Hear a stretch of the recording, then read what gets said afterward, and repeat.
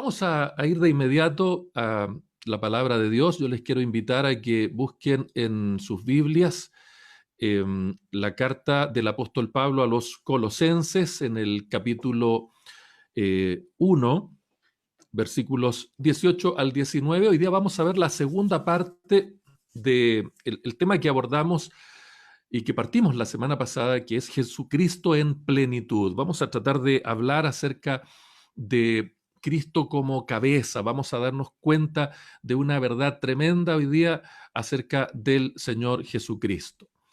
Bien, si usted ya tiene en sus Biblias Colosenses capítulo 1, versículos 18 al 19, damos lectura a la palabra de Dios en el nombre precioso de Jesucristo nuestro Señor. Y Él es la cabeza del cuerpo, que es la iglesia.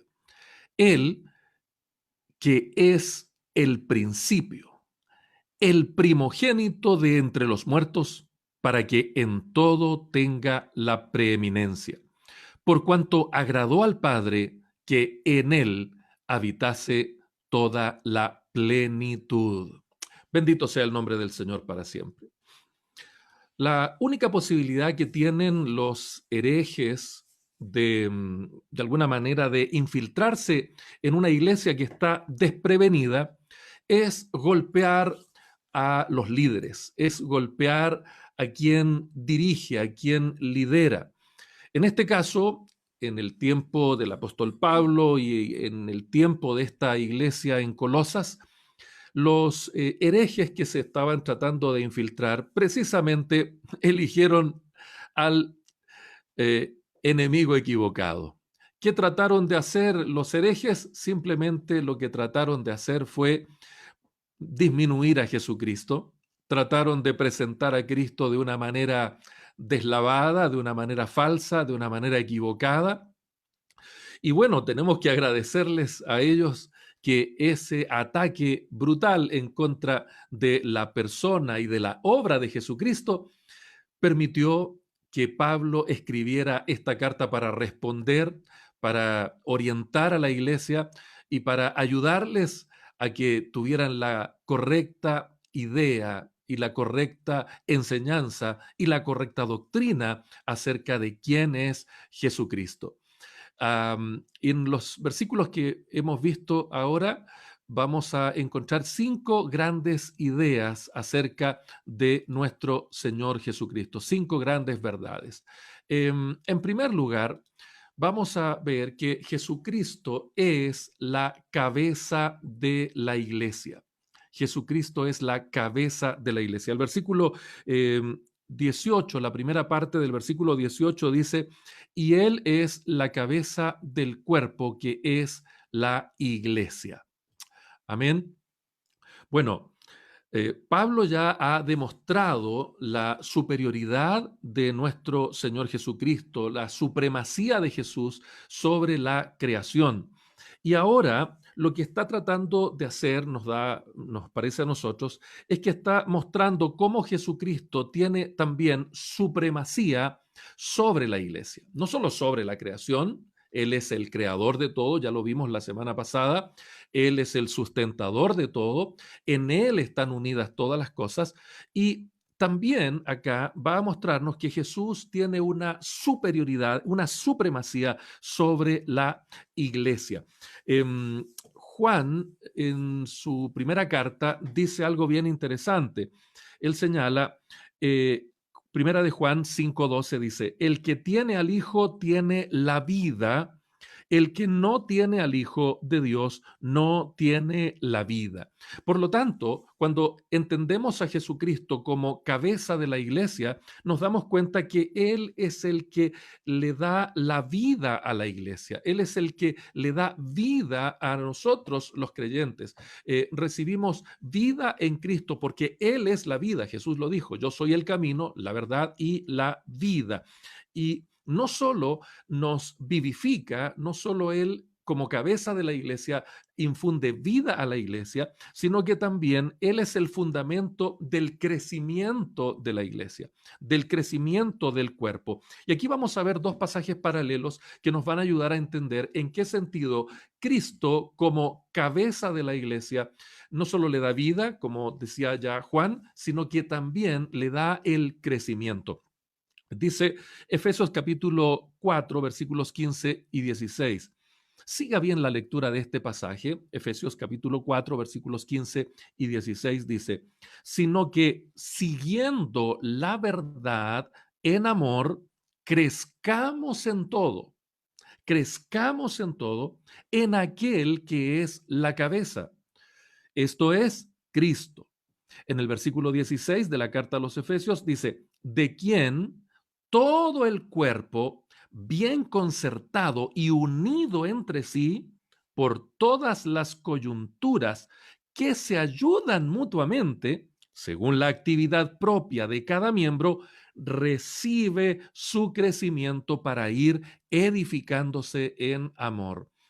La analogía que hace el apóstol Pablo acá de Cristo como cabeza de la iglesia, como Cristo brindándole crecimiento a la iglesia, de alguna manera nos ayuda a entender cuál es nuestro rol de nosotros como miembros de la iglesia. Cada uno de nosotros tenemos una función que cumplir. Cada uno de nosotros hemos recibido dones de parte del Señor y esos dones y esa actividad propia de cada miembro se reflejan aquí como las coyunturas que se ayudan mutuamente. Lo que conecta entonces, lo que une, lo que conecta a un miembro con otro miembro, está fuertemente ligado a los dones espirituales que Dios les ha dado, mediante los cuales puede servir a su prójimo, no servirse a sí mismo, para que eso genere la unidad necesaria para el crecimiento de la iglesia. Cristo, como nuestra cabeza, Él propicia nuestro crecimiento. ¿Y cómo lo hace? Llenándonos de dones espirituales, dándonos capacidades especiales a cada uno de nosotros que brotan de su gracia, que brotan de su amor, que brotan de su poder. Son dones que son regalos que Él nos da por pura gracia, pero con esos dones el Señor nos enseña a ayudar a nuestro prójimo, a nuestro hermano, a nuestra hermana, y también dejarnos ayudar por nuestro hermano y por nuestra hermana. Difícilmente vamos a poder entender el crecimiento si este crecimiento, como dice Pablo acá a los Efesios, no es en amor. Vuelvo a repetir el versículo 15 de Efesios 4:15. Dice, sino que siguiendo la verdad en amor, crezcamos en todo en aquel que es la cabeza. Es decir, para que exista crecimiento, tenemos que estar amándonos, tenemos que conocer la verdad, conocer la palabra, pero hacerlo en amor. Y ese amor se expresa sirviéndonos los unos a los otros. No hay verdadero crecimiento cuando la iglesia se divide. No hay verdadero crecimiento cuando la iglesia no sigue la verdad, no sigue la verdadera palabra del Señor. No hay verdadero crecimiento cuando los miembros de la iglesia están simplemente de manera pasiva y no usan sus dones para el servicio de los demás. Esa verdad también es expresada, y lo vamos a ver después en detalle, en Colosenses capítulo 2, versículos 18 y 19. Allí Pablo les dice a los colosenses, nadie os prive de vuestro premio afectando humildad y culto a los ángeles, entremetiéndose en lo que no ha visto, vanamente hinchado por su propia mente carnal y no haciéndose. Esta palabra asirse significa estar firmemente unido. Hay que estar firmemente unido de la cabeza, que es Cristo, en virtud de quien todo el cuerpo, nutriéndose y uniéndose por las coyunturas y ligamentos, nuevamente la misma figura de coyunturas, los miembros del cuerpo que usan sus dones para estar unidos entre ellos, unidos a Cristo y unidos entre ellos, dice, crece con el crecimiento que da Dios. Me gusta esa expresión, seguramente cuando lleguemos al capítulo 2 lo vamos a expresar en más detalle, pero es que claramente hay un crecimiento que no es de Dios y un crecimiento que es de Dios. El verdadero crecimiento de la iglesia, que es el crecimiento que Dios da, surge de Cristo como cabeza de la iglesia, capacitándonos, dándonos vida a los miembros del cuerpo que es la iglesia, dándonos dones diversos y diferentes a cada uno y motivándonos a usar esos dones en beneficio los unos de los otros con un fundamento muy sólido que es el amor. Sin amor, la iglesia no crece. Sin el uso de los dones, la iglesia no crece. Sin estar firmemente unidos a Cristo y unidos a los hermanos, la iglesia no crece. Así que si usted está pensando en hacer crecer la iglesia, pero no relacionándose con sus hermanos, desconectándose de ellos, quiero decirle que ese crecimiento no es de Dios. El crecimiento que Dios ha establecido para la iglesia en Cristo requiere que estemos asidos, firmemente unidos a la cabeza que es Cristo, pero también firmemente unidos a nuestros hermanos en la fe que van creciendo y van necesitando de sus dones y de mis dones. Vuelvo a reiterarlo. Sin Cristo como cabeza no hay vida. Por eso Filipenses 1:21 dice, para mí el vivir es Cristo. La verdadera vida brota de quien es la verdadera cabeza de la iglesia, esto es Jesucristo. Sin Cristo, entonces, sin estar asidos a Cristo, no hay crecimiento. No puede haber verdadera iglesia sin comunión, sin compañerismo, sin tener ese vínculo estrecho. Juan añade algo más en su primera carta, Primera de Juan, capítulo 1, versículo 3. Él dice algo muy interesante. Dice, lo que hemos visto y oído, eso os anunciamos para que también vosotros tengáis comunión con nosotros, y nuestra comunión verdaderamente es con el Padre y con su Hijo Jesucristo. En otras palabras, la verdadera comunión dentro de la iglesia se produce teniendo comunión con Dios, pero también entre los hermanos, entre los miembros del cuerpo de Cristo. Alabado y bendecido sea el nombre del Señor. Separados de Cristo y separados de nuestros hermanos, no hay verdadero crecimiento, no hay verdadera edificación, no hay verdadera comunión.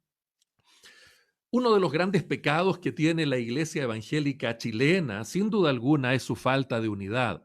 Cuando analizamos las estadísticas, nos damos cuenta que las iglesias evangélicas chilenas se crecen, se desarrollan, se dividen, se dividen, se dividen, se dividen y se dividen y se dividen.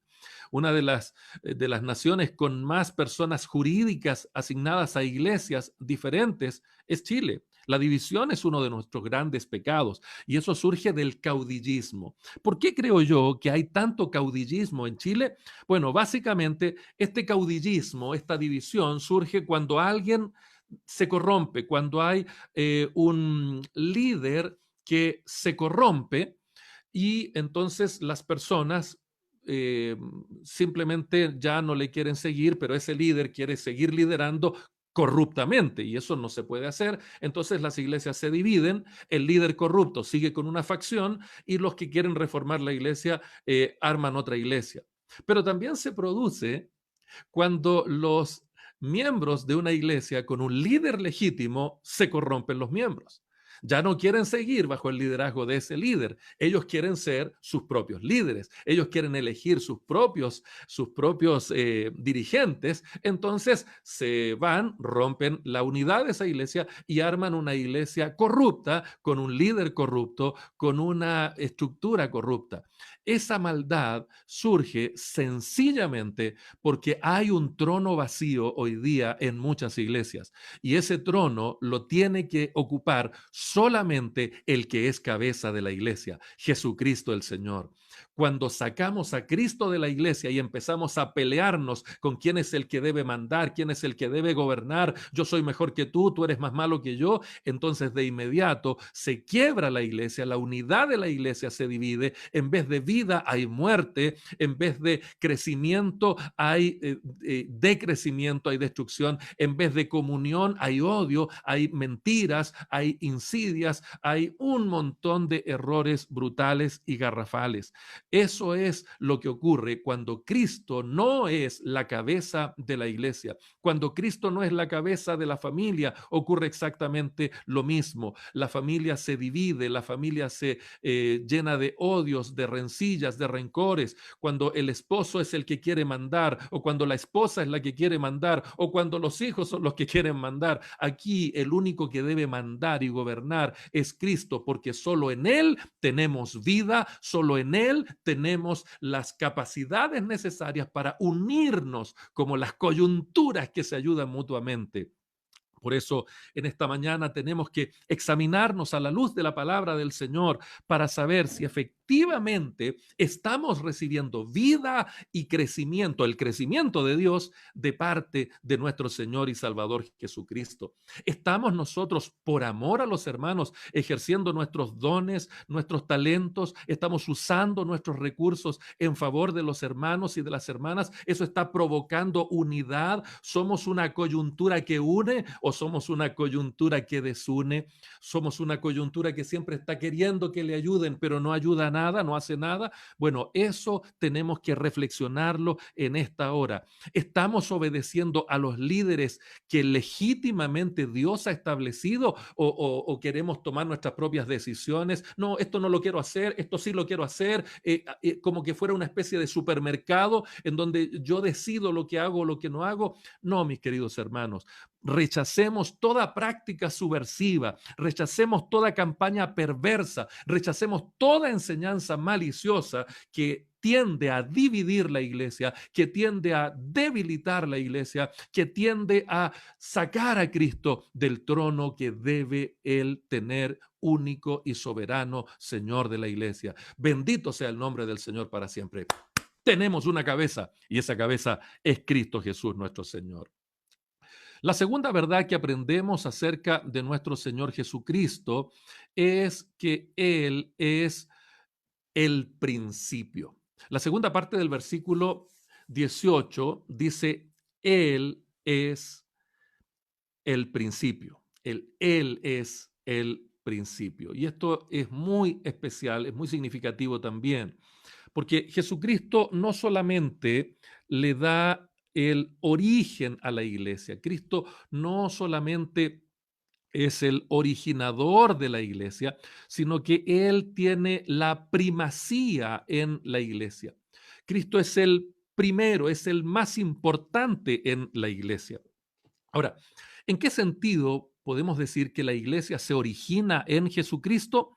Tal vez nuevamente la carta de Pablo a los Efesios nos puede ayudar a entender esto. Efesios 1:4 dice que en Cristo Dios nos escogió antes de la fundación del mundo.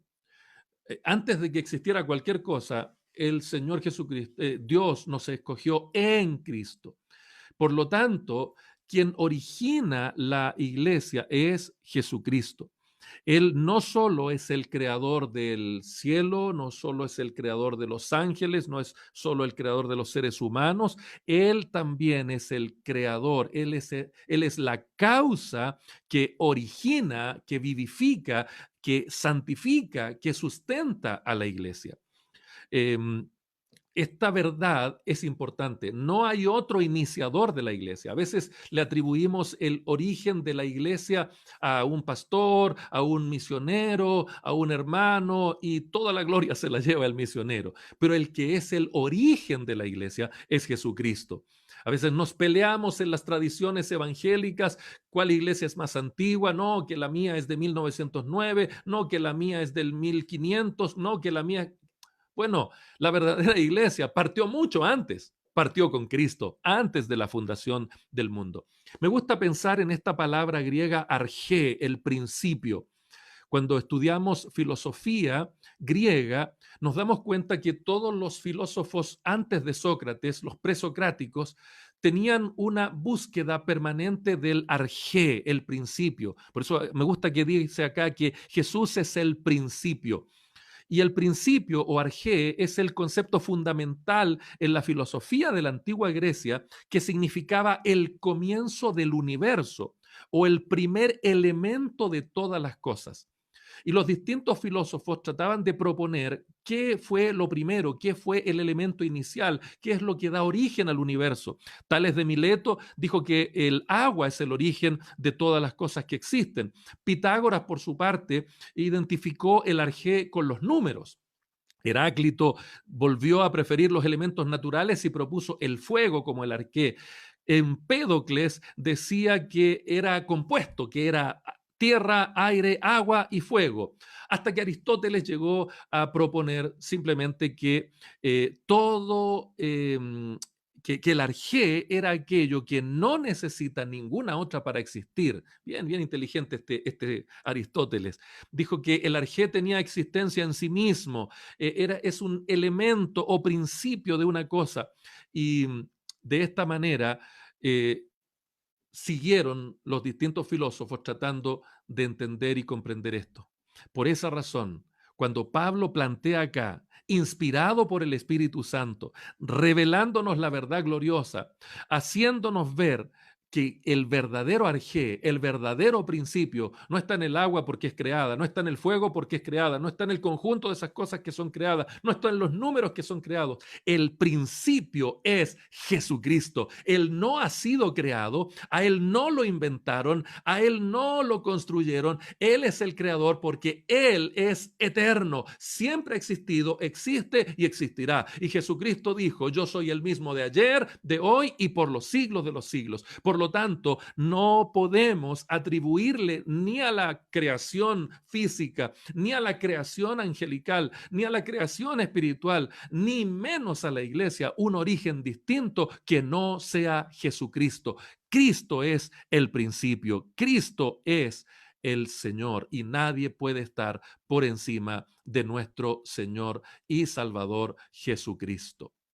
Vamos a ir a la tercera verdad para compartirles la tercera verdad que encontramos en este pasaje. Dice, nos vamos a ir a la última parte del versículo 18, a la siguiente parte del versículo 18. Nos muestra que Jesucristo es el primogénito de los muertos. El texto dice así, el primogénito de entre los muertos. Jesucristo es entonces el primero en el sentido de dignidad y también como modelo o patrón es el primero en la secuencia de los resucitados. El primero de los muertos, el primogénito de entre los muertos. Ya hemos explicado que la palabra primogénito en griego protótocos tiene un significado que no tiene tanto que ver con ser el primer hijo de una serie de hijos. Pablo utiliza esta palabra en el sentido de primacía. El primogénito es el que tiene la primacía. Es anterior a todos los demás en tiempo, en espacio o en grado. Él tiene la primacía, es absolutamente superior. Probablemente entendido como aún incluyendo todos los derechos y privilegios que acompañan a ese ser.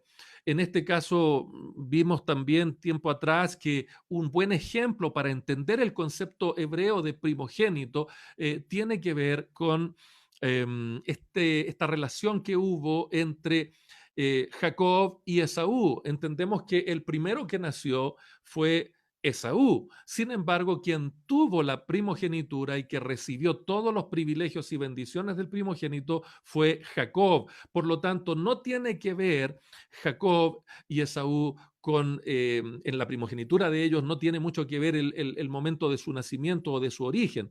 Por esa razón, cuando aquí se dice que Jesucristo es el primogénito de entre los muertos, vemos en Cristo la supremacía entre los resucitados. Efectivamente, Él fue el primer resucitado. Usted me dirá, pero pastor, la Biblia nos muestra que en el ministerio de Jesús hubo ciertas resurrecciones de personas. Lázaro, el hijo de la viuda de Naín y otros. Sí, pero esas personas resucitaron, pero volvieron a morir. El primero de los resucitados, con cuerpo glorificado, con eternidad dada a su humanidad, es Jesucristo. Y como es el primero de los resucitados, Él también es el modelo para los resucitados. Como Él vive, nosotros también vamos a vivir. Esto es una verdad preciosa. Pablo aclara esto en su primera carta a los Corintios, capítulo 15, versículo 23. Dice Pablo, pero cada uno en su debido orden, Cristo, las primicias, luego los que son de Cristo en su venida. Cristo que es la primicia, Cristo que es el primero, el primogénito. Él es la primicia de los que resucitan. Entonces, luego los que son de Cristo en su venida. Por esta razón, mis queridos hermanos y hermanas, Jesucristo es el primero de entre los muertos y también el ejemplo visible de lo que será el fruto pleno de la resurrección de todos los que mueren en Cristo. Yo no sé si a usted le emociona esta verdad, a mí me emociona mucho, sobre todo en este tiempo de pandemia en donde es tan probable y tan posible que podamos perder la vida en cualquier momento. Hace unos días estábamos impresionados. Tenemos un lindo grupo de pastores que oramos los unos por los otros todos los días y hace un tiempo tuvimos un encuentro en donde un pastor extranjero predicó una palabra de mucha edificación. Luego, hace poquitos días nos enteramos de que el pastor contrajo allá en su país el COVID-19 y en 4 días el Señor se lo llevó. En medio de la vida estamos en la muerte. La muerte hoy día es una realidad muy presente. Por esa razón, pensar en la vida eterna hoy día es una buena elección, es un buen tema de conversación. En medio de la vida estamos en la muerte. Entonces, para no tener miedo, para no estar asustados, para no estar angustiados, cuando vemos acá que Jesucristo es el primogénito de entre los muertos, podemos notar que expectativas podemos tener los hijos del Señor acerca de nuestro cuerpo de resurrección, por lo que Pablo nos dice acá. Eh, y 1 Corintios capítulo 15, versículos 45 y desde el 55 al 57 usted lo puede revisar. Hay una verdad linda acá que dice que Jesucristo se convierte en espíritu vivificante. Vale decir que Cristo pone la base de la esperanza para todos los que estamos en Él. Así que como Él fue resucitado de entre los muertos para nunca más morir, así también cada creyente en Él va a resucitar para nunca más morir. Va a resucitar no como los zombies de las películas, no va a resucitar como un fantasma, como dicen las leyendas. Usted y yo, como hijos del Señor, vamos a resucitar como Cristo resucitó de entre los muertos, de una manera gloriosa. Juan 14:19 dice, porque yo vivo, vosotros también viviréis. Cristo es el estándar. Cristo nos muestra la verdadera realidad de la resurrección y nos da a entender que tenemos una esperanza bienaventurada. Una de las doctrinas más controversiales que los cristianos debaten una y otra vez con distintos puntos de vista es la escatología, que es la doctrina de los acontecimientos finales, de las últimas cosas. Sin embargo, aquí en esta palabra tenemos una poderosa descripción escatológica de lo que será el cuerpo resucitado del creyente en cuanto a inmortalidad y en cuanto a resurrección. En Cristo, amados hermanos, tenemos una esperanza plena de resucitar y saber qué bendiciones va a traer esta resurrección para nosotros. ¿Tiene usted esta esperanza? ¿Usted es un hijo de Dios? ¿Usted ha nacido de nuevo? ¿Usted le ha entregado su vida a Jesucristo? ¿O sigue viviendo para usted mismo? ¿Sigue tratando de hacer las cosas a su propia manera? ¿Sigue tratando de ser usted ley para sí mismo? En esta mañana reciba a Jesucristo como su único y personal Salvador y empiece a vivir la bendición de la vida eterna ya mismo en esta tierra. Empiece a reconocer que solamente en Cristo podemos tener vida y vida abundante. Voy un poquito más rápido a la siguiente verdad que nos revela este pasaje. En cuarto lugar, Pablo nos enseña aquí que Jesucristo es el preeminente en todo. Versículo 18, la última parte dice, para que en todo tenga la preeminencia, para que en todo tenga la preeminencia. ¿Qué significa esto? Significa que la consecuencia evidente de las tres verdades que acabamos de presentar muestra de manera categórica que Jesucristo es preeminente en la creación, en la iglesia y aún en la resurrección de los muertos. Por lo tanto, en todo, Cristo tiene el primer lugar. Cristo es preeminente en la creación, Él es el creador de todas las cosas, el que sustenta todas las cosas, el que une todas las cosas. Cristo es preeminente en la iglesia, Él es el originador de la iglesia, le da vida a la iglesia, sustenta a la iglesia, mantiene unida a la iglesia, y Él también es preeminente en la resurrección, Él es el primogénito de entre los muertos. Toda la preeminencia tiene que estar centrada en Cristo. Esta verdad de que Cristo tiene que ser preeminente en todo, lo vemos también graficado en otra carta de Pablo a otra iglesia, a los Filipenses, capítulo 2, versículos 9 al 11.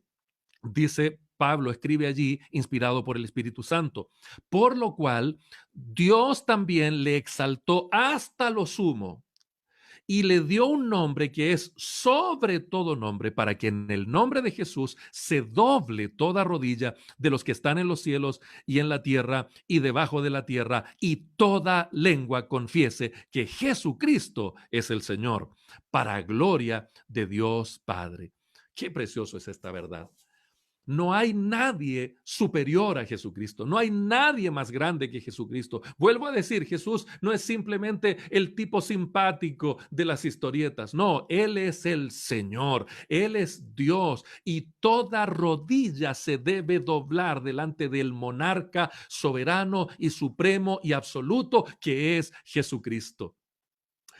Me gusta pensar también que en la Biblia tenemos varios ejemplos de antagonistas a Jesús. Aparte del anticristo, un día vamos a hablar sobre escatología, hoy día no, aparte del anticristo, que es el gran oponente del Señor, también hay una historia en la tercera carta de Juan de un personajillo por ahí que quería tener el lugar de Jesús. Sí, usted no, usted me va a decir, pero ¿cómo un simple ser humano quiere tener el primer lugar? Bueno, su nombre es Diótrefes.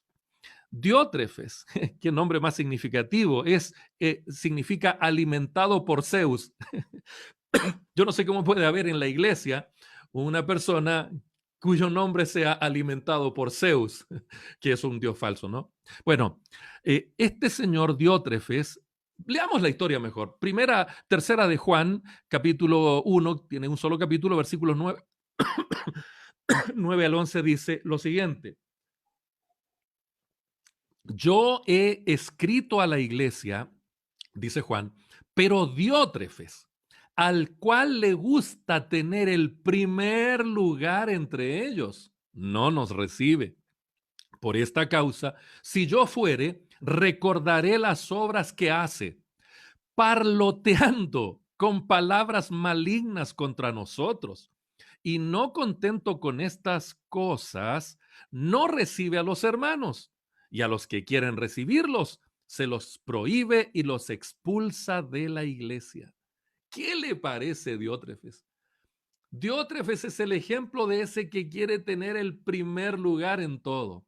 Quiere ser el más destacado en todo. Hace lo que quiere. Lo que le mandan y no le gusta, lo rechaza, lo desecha. Diótrefes quiere tener el lugar de Jesús porque el único que debe ser el más prominente, el que tiene que tener el primer lugar en la iglesia es Jesucristo, pero Diótrefes quería eso. No recibe al apóstol, no recibe las palabras del líder legítimo, no las recibe. Parlotea con palabras malignas contra los líderes legítimos. Parece que conozco más Diótrefes hoy día en este tiempo, pero no vamos a hablar de ellos, estamos hablando de Jesús. Este Diótrefes no recibe a los hermanos y expulsa de la iglesia a los que sí quieren recibir a los hermanos. Es decir, no le gusta tener comunión y rechaza y trata de echar de la iglesia a los que sí quieren tener comunión. Qué terrible es el espíritu de Diótrefes cuando se mete en una iglesia. Hermanos, fuera con los Diótrefes. Necesitamos poner en el lugar de prominencia solamente a Jesucristo. La pregunta es, ¿le estamos dando la preeminencia a Jesús en nuestra vida? ¿O queremos nosotros, como Diótrefes, tener un lugar privilegiado siempre a hacer lo que queremos? Que el Señor nos ayude. Termino con esto. La quinta verdad que nos muestra Pablo acá en su carta a los Colosenses está en el versículo 19, y es que Jesucristo es la plenitud de Dios. Dice el versículo 19, por cuanto agradó al Padre que en él habitase toda plenitud, toda plenitud. Ciertamente, cuando estudiamos este versículo en su idioma original, en griego, la palabra padre no aparece acá, no se encuentra en el original. Sin embargo, es correcto incluirla porque gramaticalmente, solo al incluir la palabra padre, se nos permite entender el significado completo del versículo. La palabra central acá es plenitud. Agradó al Padre que en Cristo habitase toda la plenitud. Este término lo utiliza Pablo porque los falsos predicadores de aquella época, nosotros les llamamos prenósticos, ascetas, hay varias mezclas en esta herejía que estaba afectando a los colosenses. La herejía colosense había tomado esta palabra plenitud, la palabra griega pleroma, para tratar de describir sus propias opiniones. Estos sectarios se planteaban que Cristo era un ser perteneciente a un orden superior de seres mayores que el hombre, pero inferiores que Dios. Y por consiguiente, Jesús, según estos sectarios, era uno más entre muchos mediadores. No sé dónde he escuchado eso también hoy día. No, si es un profeta más, es un hombre sabio. No, Señor. Él es el primogénito, el principal, él es el más grande. Pero estos tipos decían que acá estaba Dios, acá estaban los hombres y Jesús era uno más de los intermediarios entre Dios y el hombre.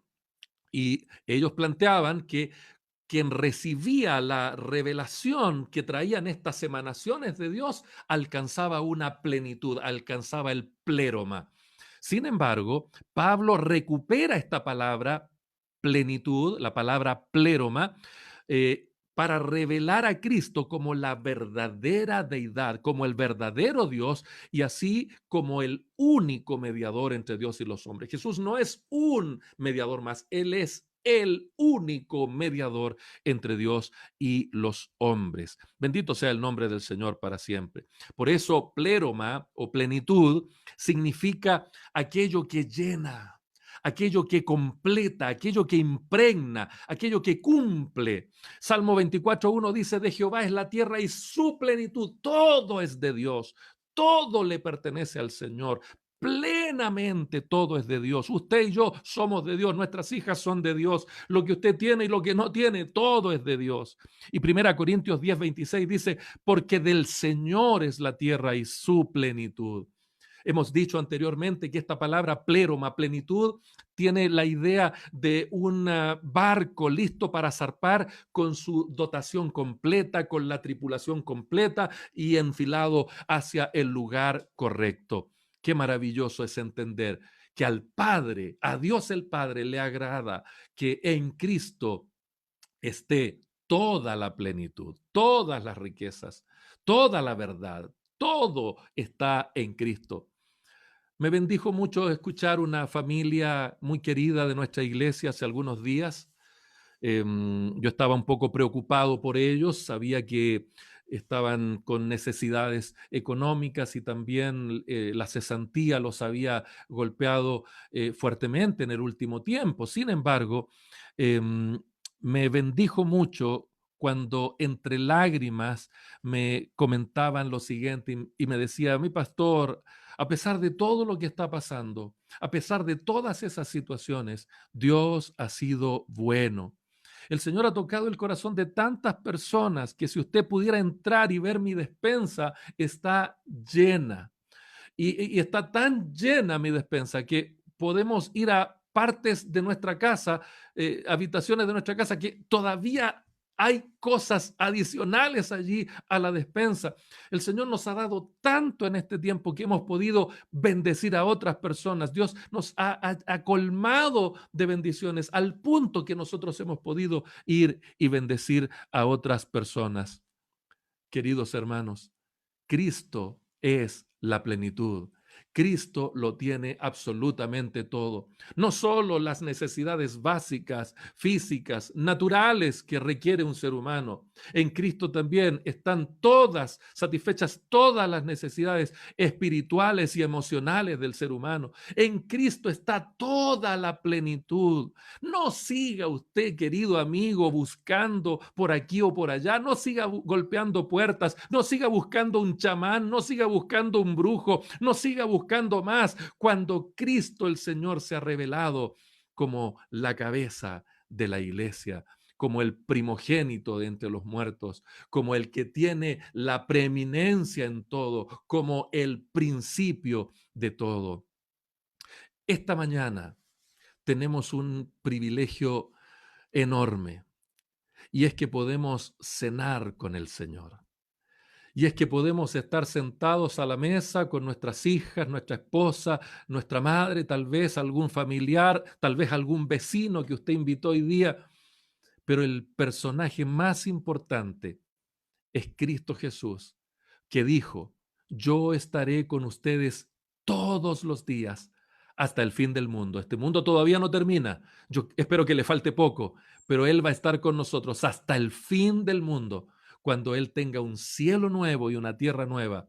Pero hoy día, en medio de la pandemia, tal vez no está el médico, tal vez no está el familiar con plata, tal vez no está ese amigo que te pedía favores y ahora está lejos, pero hoy día está el primogénito, el más importante, el primero de todos, el Señor de la iglesia, Jesucristo el Señor. Les voy a invitar a que oremos, a que busquemos el rostro del Señor para preparar nuestros corazones para cenar con el Señor, para buscar el rostro bendito del Señor.